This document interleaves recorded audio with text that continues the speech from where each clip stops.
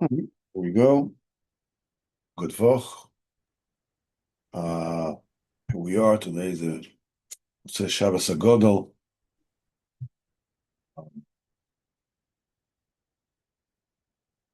The the importance of Shabbos Agodol is that uh, all the Yom Tovim, all the holidays, they receive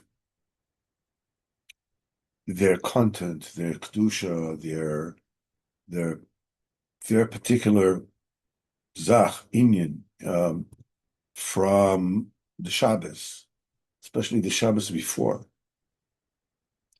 So, as you can say, the Shabbos contains the DNA of the holiday that comes after it. Shabbos is the interface between the Kodesh Baruch Hu and creation.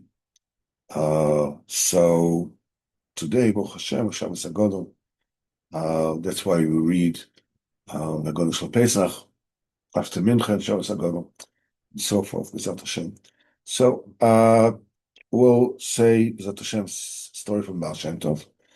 Then I'd like to share with you um, uh, a thought from David Wirtzman that he published this week, and I think that this is, for the Seder, again, get a little more understanding as to what it is that we're doing on Pesach, on especially the Seder night. So first of all, let's say something that the Baal Shem HaKadosh,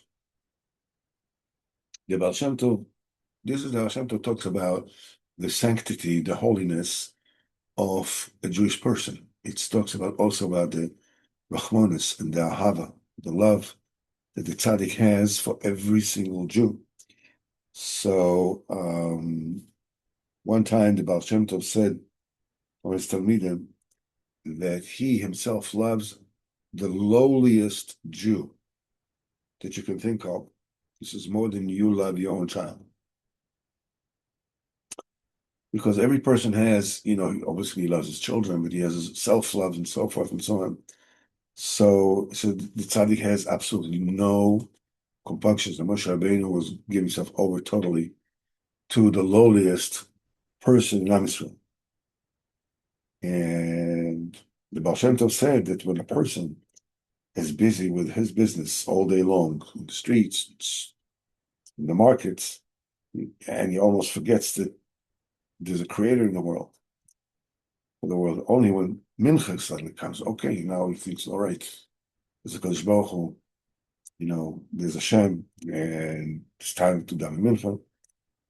And then he sighs and says, like, what have I been, wasting all day long in the nonsense of this world? And he runs to a little corner, a nook, and he davens Mincha.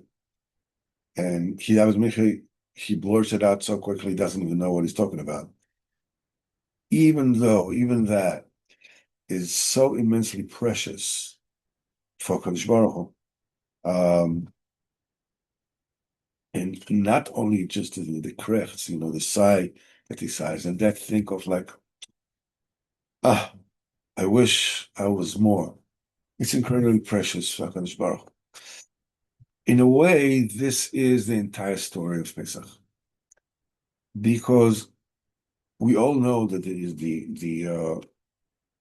over a story, Am Yisrael, people of Am Yisrael, we were slaves by Mitzrayim, and the Kadosh Baruch Hu took us out, took everybody out, took our forefathers out of Mitzrayim, and he led us in the desert, and we went to Har Sinai, and we got the Torah, and from then on until today, every father tell his son and so forth and so on. There's a lot of big picture in this again. Is Kadosh Baruch Hu took all of us out. This is when we all became a nation from just a band of gypsies, basically. Some kind of a tribal, an enlarged tribal people into a nation. And but what gets very easily forgotten in this is the fact that the relationship between Kodesh Baruch Hu and me, like, where am I in this whole thing? It's very easy to go around moping and saying, like, what's going to be with me? What's my story? How can I basically undermine and self-sabotage every single step that I take? I mean, we spoke, about Reb Nosson Lieberman in the shul last Thursday, and you know, so I reminded him now that he passed away, what incredible uh,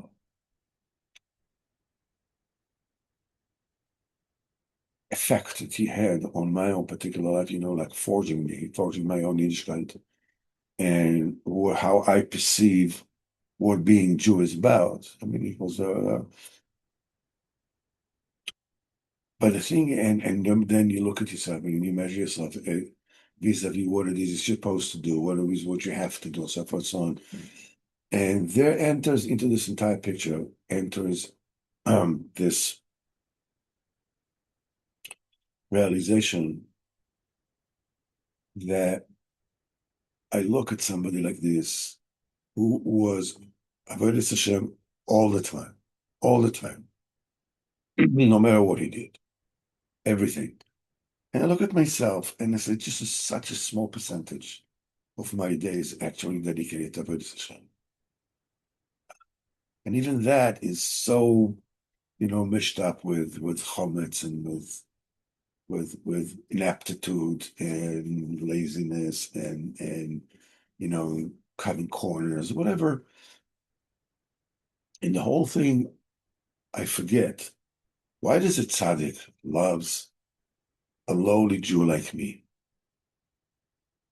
It's very easy to say, because the tzaddik, is such a tzaddik, obviously. He's so righteous.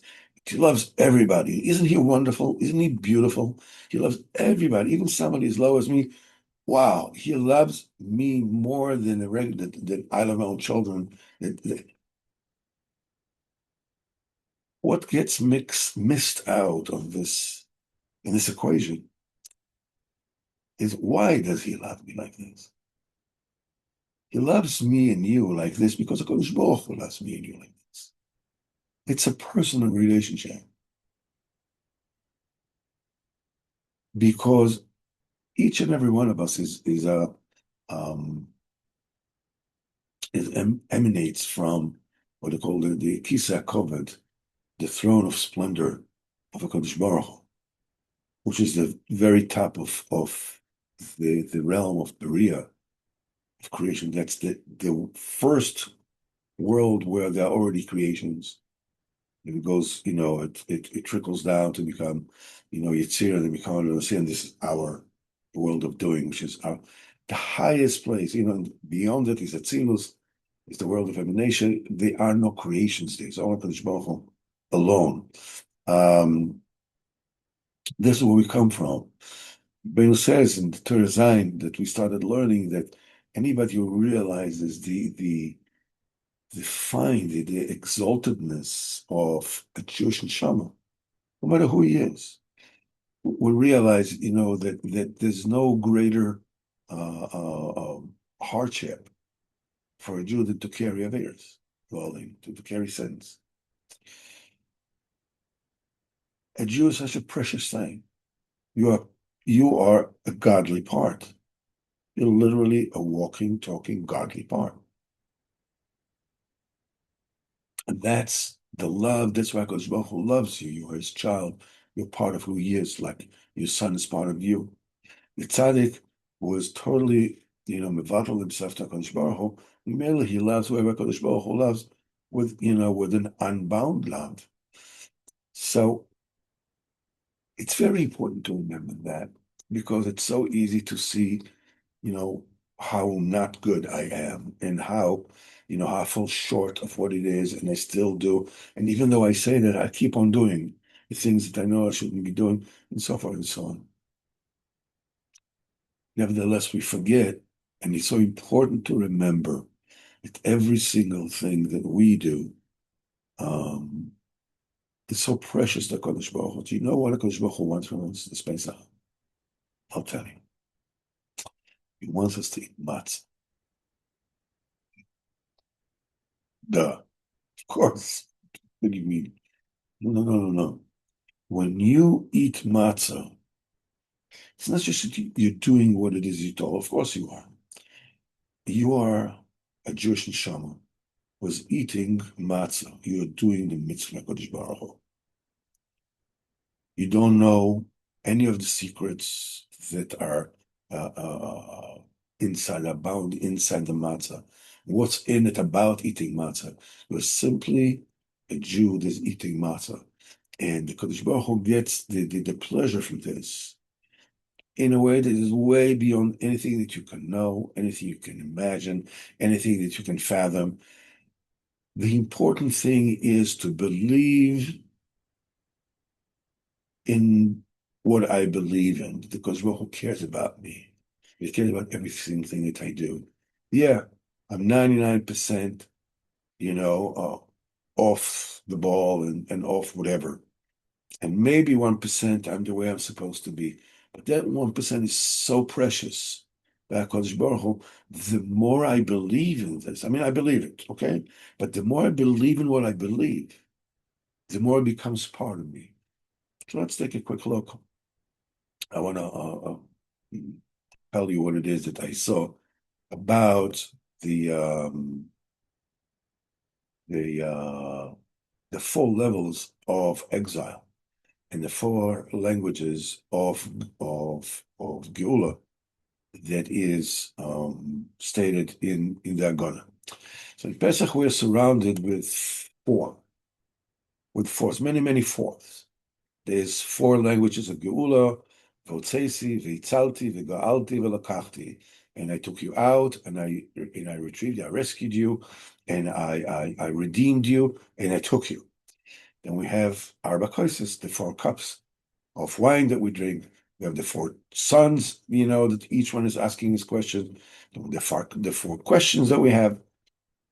The letter four is a very central number in Judaism. It has a lot of parallels. Obviously, the root of everything is the four letters of the Shem Havaya Baruch Hu, Yud Kei Vav Kei.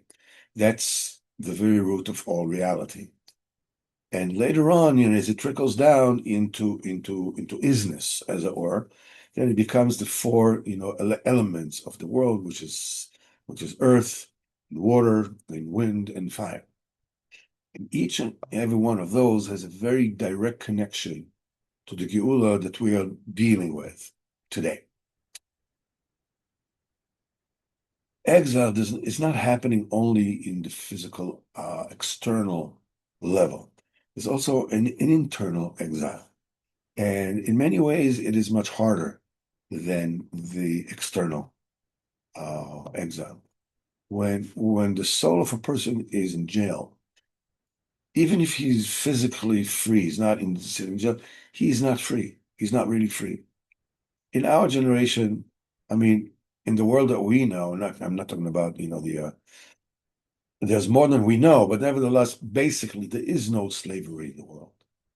But nevertheless, a lot of us are experiencing slavery and enslavement. The walls that are surrounding us are not physical walls, but these are inner walls, that are hidden walls. These are thoughts, these are feelings. A person is incarcerated in a feeling of enslavement, or fear, the things that he does not do, even though they're the best thing for him. So where does this internal exile take place? We mentioned before the four elements. These are the four elements of the entire creation. The physical elements, of earth, wind, earth, water, wind, and fire. But there are also spiritual forces that are parallel to them, and they are being called the same name. The same thing, it happens in the nefesh, in the soul of the psyche of the person. The physical person, the physical body is made of the four elements, but his soul is also made of them. And these four elements have different kind of manifestations. They're basically all the traits and all the meters that and all the characteristics that the person has. All the movement of our soul are basically divided into four divisions. That means that what we are is basically a put together, a mixture, a compound of the four elements. Why is it important to know? In order to understand the exile of the nefesh, for somebody who is entrapped in Golus, these are the four elements that we're living. Chazal tells us that when HaKadosh Baruch Hu created Adam Rishon, he garnered, the earth from which he made him from all four corners of the world. The Zohar HaKadosh said HaKadosh Baruch Hu took him from all the four physical elements and lifted him above them. And he put him in Gan Eden, like saying him, you're not enslaved to these elements. You shall control them. Adam Rishon sinned, he ate, from the fruit of the tree of knowledge, good and bad. And then he became subjugated under the control of the four elements. And until today, our soul, our nefesh, whatever you want to call it, is enslaved. This is the exile of the soul. The spiritual forces of a person, the ability of a person's soul is in exile. And every single soul force from these four has its own specific exile. And also the redeemed, the Geula, the redeeming, that's supposed to happen there. And every single year in Pesach, the story of the Geula, the story of salvation, is awakened not only physically, but also, and even more so, spiritually and mentally. To understand a little bit deeper, let's talk a little bit more about the four elements. We said every single one of those four elements has very specific traits, and these traits of the four elements have two sides. It has from one end, it has one end of the stick, you have the reason for the exile of the soul. The second is the reason for redemption, from being redeemed. For instance, the element of earth. That's the element that represents stability, firmness. The exile side of it is, leaning towards sadness, depression, laziness.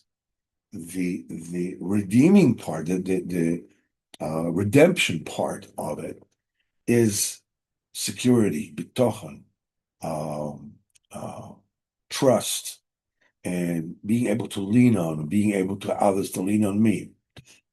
The source of the water, this is the element that talks about fluency. It talks about, going along. The exile side of it is being drawn to pleasure, storminess, lack of stability. The redemption part of it is growth, is sensitivity, it's creativity. The same thing, every single character place has a certain ability to exile you and a certain ability to free you, to free you. A certain power in it that you can use to become free. In other words, every single one of those elements has a sensitive point that we can fall through to exile and to becoming saved. And there is the positive side through which it is possible to be redeemed and become free.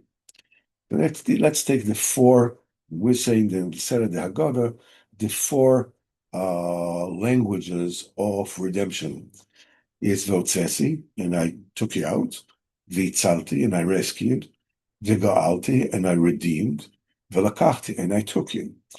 They are talking about the four levels of exile, the four levels of redemption.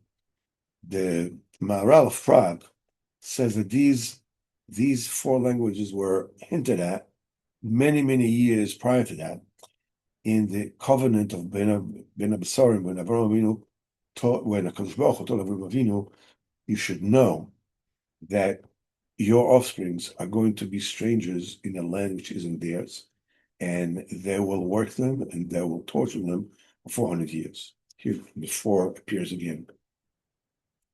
There are three stages. You have being a ger, being a stranger, being an immigrant, whatever you want to call it. There is the slavery of them. There's the inum, that's the torture, some. And the reason for these three levels of anguish is siluk hashchina, the taking away of the divine providence from us. When Bnei Israel came down to Mitzrayim, the first expression of the Golus was a feeling that we don't belong here, we're strangers. In a certain way, Jews in any country that they go to, they feel strange, they feel strangers. And the thing is that they're going to feel the same way about them. It says they are not one of us. And while they were in Egypt, as time went along, slavery developed. And then also the torturing and abuse came on. But before all this, the thing that went before everything was the taking away of the Shekhinah. Am Yisrael became entrenched in the mire, in the filth of Mitzrayim, and went further down and down and down, which is the real reason and the inner reason for any kind of exile. In other words, the exile of Egypt has developed, from the light, it became heavier and harder, from the physical and the emotional pain. First of all comes the taking away of the Shekhinah. That's the thing that enables the entire Golus. Afterwards comes estrangement, afterwards comes slavery, and at the end comes the torture. The Geula of Mitzrayim, the redemption of Egypt, the order was opposite, from the hardest to the lightest. First of all, Kodesh Baruch Hu stopped Am Yisrael from being tortured. That's the first lotion of Geula. And I took you out from under the hardship and the suffering of Egypt. Sivlos means torture. And then comes and I saved you, I rescued you, from being enslaved to them. Slaving from, this is a rescue from slavery. They didn't have to be enslaved to Egypt anymore. And then he says, V'ga'alti, and I redeemed you. The Geula means you're taking a person from a state of estrangement, of being an immigrant or an emigrant or whatever, somebody that doesn't have any relatives, anybody to retrieve him, somebody that cares about him.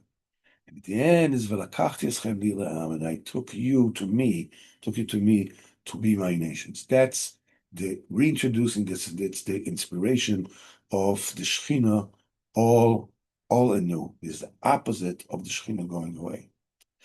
In the exile of the nefesh and its redemption, there are these four levels. When a person is experiencing suffering and emotional distress, they all have these four levels between. So you have the outside level. That's pain. It's pain. That's the suffering. That's the suffering. The person suffers because he has some kind of a bad habit, an emotional trait that is not fixed, and so forth and so on. Underneath that, you have the slavery, which is the reason for the torture. A person is tortured. It comes to a person because a person is enslaved, addicted, if you want, to that particular mode of behavior, of that trait, and he cannot, cut himself free from it. Underneath it is a more delicate kind of exile. This is Geros. This is a being a stranger in a strange land. A person is not really in his real place where he belongs. He is strange to himself. And that's the reason why he is enslaved to outside things, to outside factors. And all this has one reason. The divine inspiration is taken away from him. In a mental state, in an emotional state, meanings that mental or emotional movement of that trait that is enslaving a person could be used for a positive sign, which is an expression of the emanation of the Shekhinah, of the divine providence. But when it's taken away from him, he doesn't feel as if he belongs to the good. It's like, I mean, listen, you do good and you do bad. Which one is you? Are you somebody who's good is doing bad? Or are you somebody who's bad that occasionally is doing good? These are the two sides of the stick here. The reason that we are still in Golos is because of these two ends of the stick. On one side, one hand, we're already used to, to the enslaved part of us. We're comfortable because we know it, to the point that we don't always pay attention to how much suffering and torture actually causes us. On the other hand, we're not cognizant enough to the facet of redemption that is within us, to the fact that every single trait that we are addicted to, that we are enslaved by, also has the good side that can set us free. The first two languages, Votsesi, Nitzalti, and I took you out and I rescued you, talk about coming out of the negative part. And Alti Velakachti, and I redeemed, and I've taken you to me, they're already talking about moving over to the positive side. This is the movement that we are yearning to do in Pesach, to be nomadic, to move away from the weak side, from the poor side, from the wretched side, to the strong and the exalted side. In order to connect to the four languages of Geula, we have to disengage from the four centers of exile and basically give them up. And the first step to give it up is paying attention to the kind of torture and suffering that it causes us. Sometimes we're so used to it, we forget, how much sorrow we get from it, how difficult it is for us. When we get, from our emotional or mental states, when do addicts actually finally, or alcoholics or whatever it is, get up and take whatever steps they need to get themselves free? When they get to a level where when they bottom out, basically. In other words, the realization of the suffering that is caused by their enslavement is so overpowering that they cannot disregard it anymore. That's the first step of going out. And every single bad traits and every single of problematic, emotional movement bears afterwards a tremendous amount of agmas nefesh, of sorrow, of heaviness. We said, for instance, the first element, which is sand, talks about stability. When this element is broken, we can say, a person is looking for stability, for security in money or in owning a lot of different things. By the end, he gets to a point of what Chazal says, you had a lot of belongings, you worry a lot. Person ends up worrying a lot. There was a very wealthy Jewish man, big Baal Tzedakah. It was a multi-billionaire, and one of the people who worked for him wanted the rich man to like him. So what he did is he faked a fire. I mean, he lit up a fire, and the idea was he's going to rescue, his employer, and then a mode of gratitude, whatever it is, his employer is going to do to him. What happened was this billionaire closed himself in the bathroom of fear, and when the fire department came to save him, he did not believe that there was a fire department, and he ended up, suffocating in the bathroom. Um, he had all the money in the world, and the money, the fear, who's going to take the money from me, who wants to take advantage of me, so forth and so on, eventually killed him.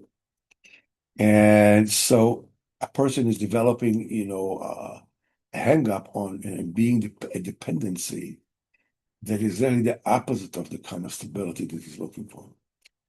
Instead of receiving freedom, he's receiving enslavement.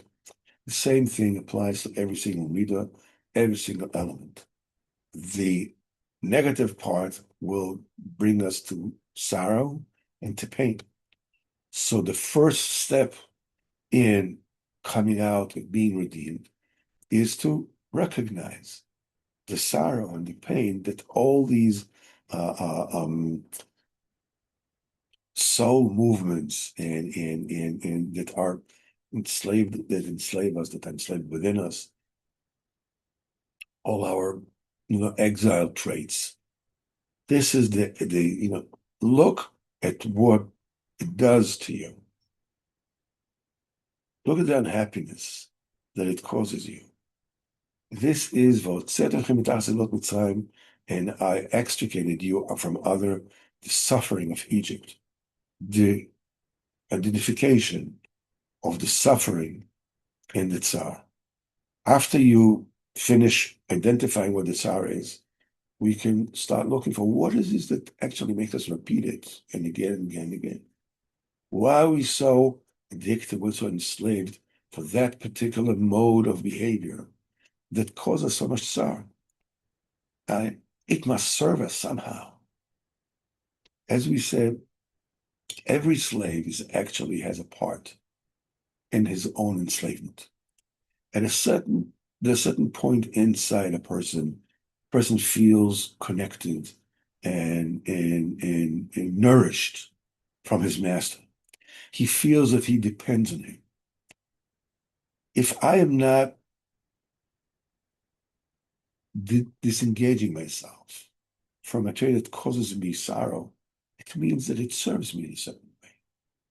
Subconsciously, I'm afraid what's going to happen to me without it. That's the stage of Yitzaltis Mavadosom. I shall rescue you from their enslavement. It's a freedom from the internal enslavement to our bedside. These two stages are the first part. This is the exiting the exile, where a person is declaring that he's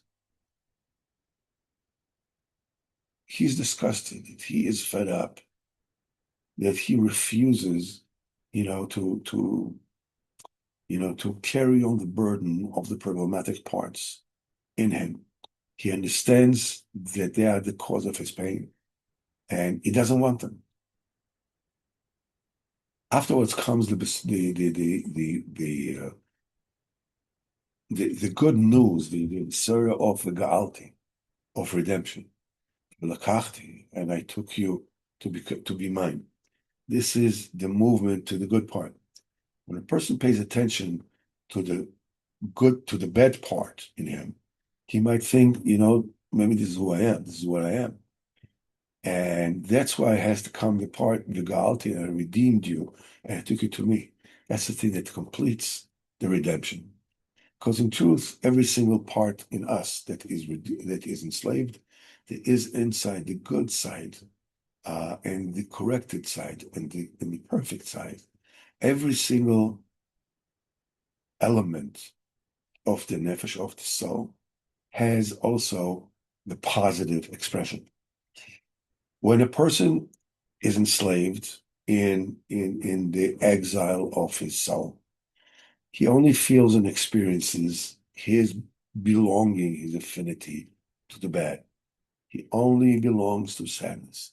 He only belongs to tivus and bad urges. He only belongs to being stuck and not being able to move.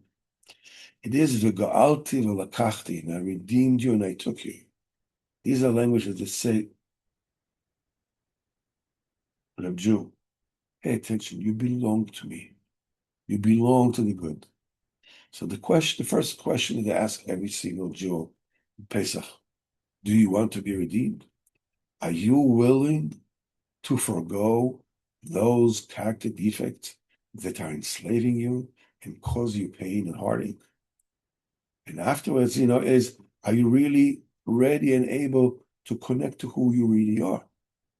Do you really want to reveal the good side of you, the perfect side of you? We need to be used to answer all these questions in a very, very emphatic and absolute way. Yes, I want to be free because I really belong to something which is to the good. I belong to the good. If I'm doing bad, when I'm doing bad, it's a good that sometimes does bad things. I don't belong to the bad. I have within me the Ashra Sashkini of the divinity. So here we go. Up to here.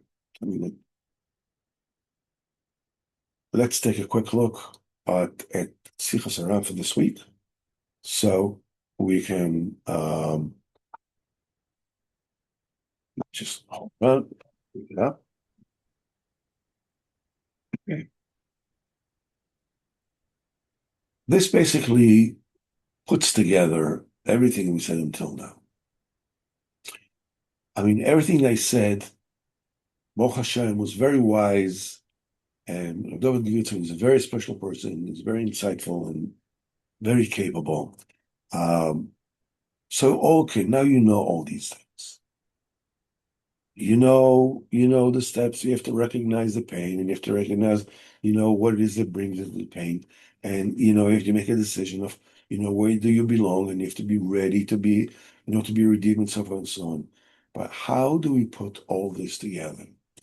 This is Sikha number 302. This is Shin base. One time I stood before him. The Rebbe Nosson writes this. And who Zichron Levracha, the Rebbe, was already on his bed, and he was lying on his bed, and these words came out of his holy mouth, and he said, "The main thing is mebeten sheol shivati, from the very inside, the very innards of the quagmire of Sheol, of Gehenna, I cried out. The main thing is to cry out from deep inside.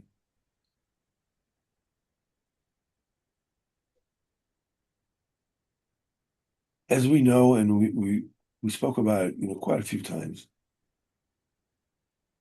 the Indian of calling out to Kodesh Baruch Hu is a constant thing that we have to say, and we have to remember at all times. The Rebbe says that the main thing here, call out from the innermost point of view, the innermost one within you. You should speak and call out because go from there. What if I can't? What if I'm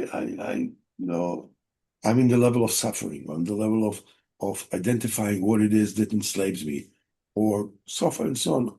What if I'm still there? I can't, yeah, in other words, I'm so blinded, let's say, by my enslavement that I don't even realize how much it makes me suffer. Okay? What do I do then? The answer is I call out to HaKadosh Baruch Hu from whatever level it is that I can call out from. Sometimes all I can do is, "Oh, Shalom, please save me." Yeah, right. That sounds really sincere. It's like, it's like uh, say, I'm sorry. You know, when you're kids, say, I'm sorry. You're not really sorry. Because Baruch Hu takes it. Because Baruch Hu knows what it is that you're capable of doing. When you're just saying, I'm sorry, because that's, it's very shallow. I mean, you're not sincere. You're not this, you're not that. It's already an expression of sorrow because Baruch Hu takes it there and delivers you one step closer. Ultimately, when the pain, you cannot take the pain anymore, then it comes out from the inside. But you cannot get there to speak from the inside, mi beten shalom shivati, from the very bosom, of purgatory. I called you, unless you start when you don't feel it yet, when it's still superficial, then it's not deep, and you say, "Please save me from this. This cannot be good." I mean, you know. I'm living my life now, and at a certain point in time, it will come the last day. Every single person has to make his creator, in fact, what am I going to do? I say, I'm sorry. I don't feel like sorry. I really say, I'm not really there. It's okay. You start. You go to the Haggadah, you eat the matzah, you say the Haggadah, you say the words, you you mean as much as you mean as you go along. It's Torah Kufi base 112 in the Kutam. I've said this very specifically. You go from one level of truth to get you into a deeper level of truth, to a deeper level of alavai, that you can get, complete, clean truth, then Bezat Hashem will be redeemed. Shbo should have us, Bezat Hashem, should have Chag Sameach, Chag Hashem Sameach, and you'll be able to say the Agoda out loud, because that's Tikkun Abris, Shit Matzah, and Mara, and Hashem. Will all Bezat Hashem will be redeemed with tremendous miracles, Bezat Hashem, the Gashmis, Beruchnis, Bezat Hashem, soon, in our days, Bezat Hashem. Amen.